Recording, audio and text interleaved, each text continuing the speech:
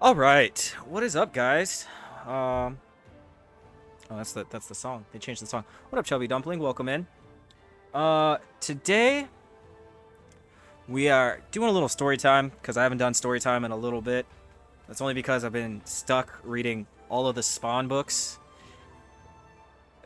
and since they decided to add Angela into here, um, I thought it'd be a great time to start story time since Angela actually comes from Spawn. Funny enough. Um, So I have the first 5 books here that I need to give to my brother soon. So we are gonna go through the first 2 books because that's what I have already went through and organized out, so you guys can get a good look of what exactly who is Spawn. And for those of you who don't know Spawn, there was a whole movie with Michael J. White in like 2004 or something like that came out. Great movie, loved it. Graphics are a little corny now, but loved it. So if you don't know, Spawn was he was a government worker, you know, he worked for the CIA, and he did a bunch of killing for them, went on like special missions and stuff like that, pretty much a mercenary. Um, and yeah, eventually he just stopped being useful when he started gaining consciousness of like, hey, why am I killing all these people? Like, what is the point of this? So what did they do? They killed him. And when he went to hell, he made a deal with the devil, well, with one of the devils, to come back. Because he really wanted to see his wife. That was the only thing that was important to him. He just wanted to see his wife, Wanda. So he made a deal with the devil to come back to life. And he came back as Spawn. So this is when he first comes back. You can see he completely changed. And then you can even see, go to the next page, and you see that's the devil that he made the deal with. It's, dude, I had to look up the pronunciation. His name is Malbolgia, which I thought was super funny, but I love the name. Can't get over it. So he made a deal with him, basically to come back alive, and he got fucked over. He changed his appearance. He brought him back 5 years in the future.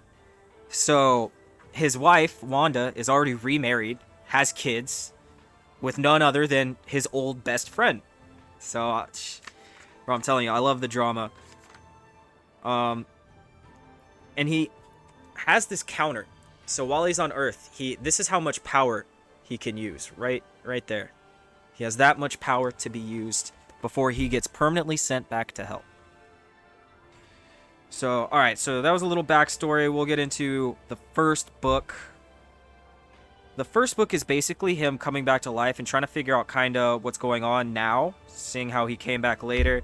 If you want to see that's Wanda right there. She even has a kid now with his old best friend. He realizes he's probably not going to get Wanda back. Dude, he spends a lot of energy. So check it out. This is like 2 pages later, but his energy is already down. Like, oh, if you've seen the movie, so there's a fat clown called the Violator. That's the Violator. He literally transforms into another like little hell demon. Super, super interesting. But yeah, they end up fighting. Neither one of, they're both fucking devils, or demons. Neither one can kill the other one. Like, he got fucking hole through his chest and shit. Like, the only thing they're gonna do is just send each other back to hell. And they'll just come back. But let's see, they fight for a while. They eventually just decide to stop fighting. Oh, the first book. This is when they also... So the bad guy in the first book is this dude named Billy Kincaid. Super... Dude, honestly, he's super fucking evil. He likes to kill kids. Like that classic ice cream truck driver that, yeah, has a dark past that likes to fucking kill kids, and he's been getting away with it too. So they finally get him They bust him, and it turns out that I guess they couldn't pin anything on him, and they let him go. But I mean, you find out later it was like an inside job. See, look, he's fucking pure evil, man. Look at that.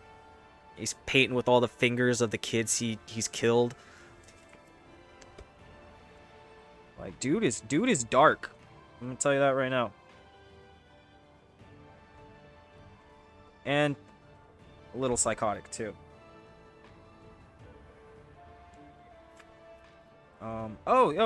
So yeah, he comes back.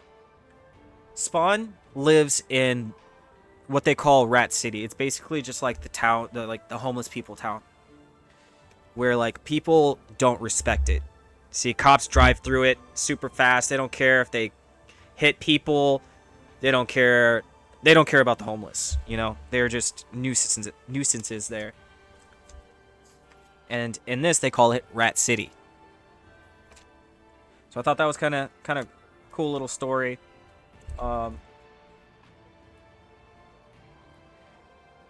So basically, the first book, he's just coming to terms with, you know, him basically being dead, coming back to life, trying to figure out what's going on. He hears about the Billy Kincaid guy, ends up paying him a visit. And, I mean, honestly, it very next page. It was no contest. Boys scream and girls screamed, so I made him scream. And scream. Bro, ruthless. Literally tied him up in a detective's office.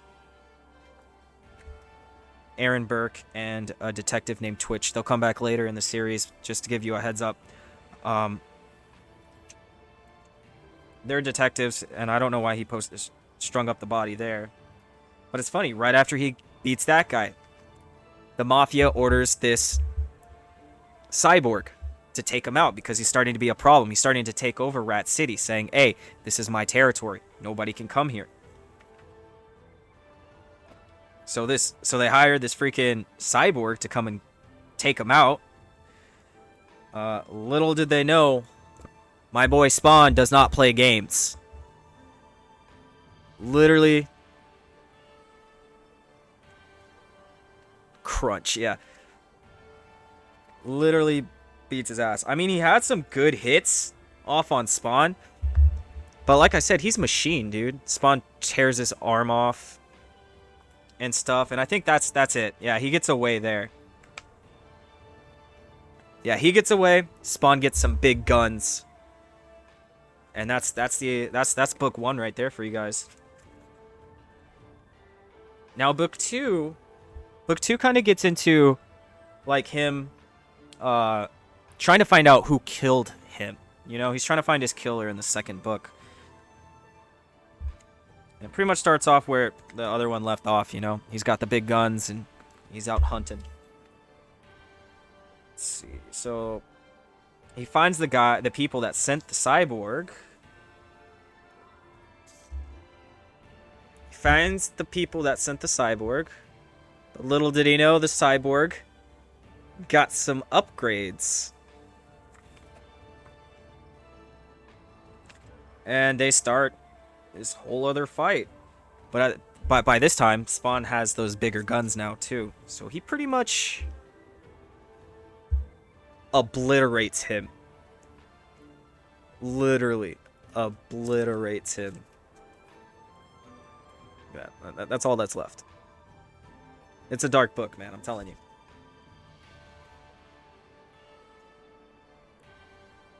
And then they flash to Billy Kincaid, who randomly wakes up in this pod and is a little curious by what's going on. There's these people around him that don't know who he is.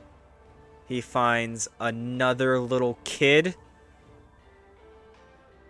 So, I mean, I think you know where this is about to go.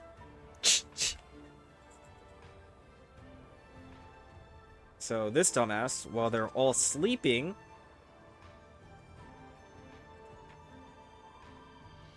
tries to kill the kid. So he tries, while they're sleeping, tries to kill the kid. But I don't think he knew that the kid was actually a fucking demon. So he's not in heaven. Definitely wasn't going to go to heaven. He went straight to hell. And you know what? He's also about to become another little hell spawn. I don't think he comes back to Earth, though. Oh, okay. And since we're here on this season, this was the introduction to Angela. So second book of Spawn has Angela.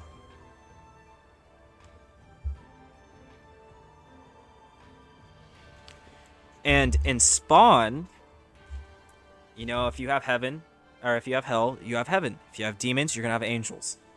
She is an angel. She is the angel Angela. And she is a Hellspawn hunter. Yeah, she got a badass look. Hellspawn hunter. And she's been doing this forever. Since the medieval times, she's been killing a bunch of Hellspawn that come to Earth. And it flashes to, like, today, where she's basically just a businesswoman in disguise, but she still goes out and hunts Hellspawns.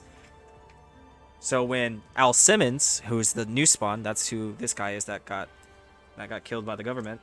His name's Al Simmons. When Al Simmons comes, she tries to kill him. Yeah, instantly, on sight, you know? That's when you see the ops on site every day. But he didn't know about angels. He didn't know about, he really doesn't know anything that's going on to him at this point. I don't even know what's going on to him at this point. But he fights the angel. He actually beats her somehow. And then he tries to take her staff. And as soon as he touched it, he was teleported.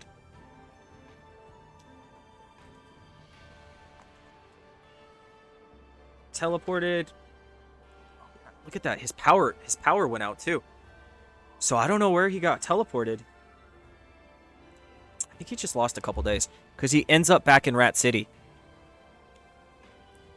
as king of the homeless,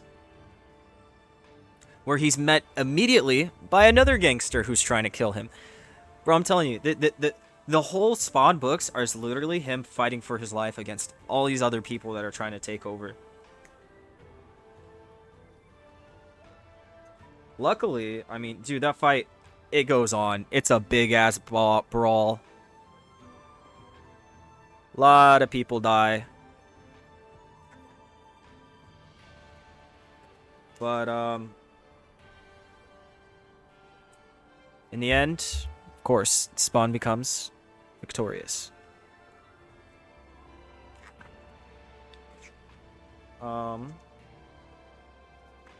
Oh, that's funny. Then it starts going into the end of the book, and you get to see the Aaron Burke and Detective Twitch, the guys who he strung up Billy Kincaid's body in their office, and they're trying to figure out why, because then they get blamed for killing that guy, which I don't know why they kill that guy and string him up in their own office, but that's what happens to them. You get to see Wanda and the daughter, Cyan. There's his best friend. Well, old best friend. I don't know if they're still friends anymore. I wouldn't be friends with them.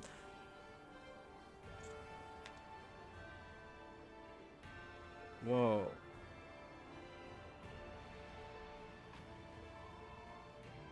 Oh. Oh, this is actually a funny part. They start fucking with his... They start drinking. And they start fucking with his mask. And try it on and stuff. And he flips out. So, first of all, I didn't mention this. His costume isn't a costume. It's a living symbiote that attached itself to him in hell. So it's basically a part of him. But, yeah. So the last ending of this book, he finds out who may have killed him. It's a guy named Chapel. Which, I know, you know, it's not actually right, if you want to know. See, but he gets his power back, see? When he disappeared, he restored his power. I don't know. I'm super curious about how that happens, too. But he finds that dude. They get into a giant battle. You know, he gets a good couple hits in. Until he finds out, you know, you can't kill what's already dead. And Spawn gives him a permanent reminder of why they call him Spawn. So yeah, their battle goes on, and then he does this to his face. He makes it permanent. He literally fried the skin off his skull. Even the Violator was impressed. Little creepy clown, man. I'm telling you. Then the rest of the book is kind of going back. I mean, we're not going to go through it because it doesn't really matter. It's kind of going through, like, what it was like in the past. You know, the older spawns. You know, the horse and the knight. Stuff like that. Against the Violator and all of that, so. Yeah, that was the first 2 spawns, man. Get you a little introduction into, to Angela. We'll do Daredevil. I think Daredevil's the other person that they're having coming out. Do Daredevil next time. But I'm super excited. Let's dive in.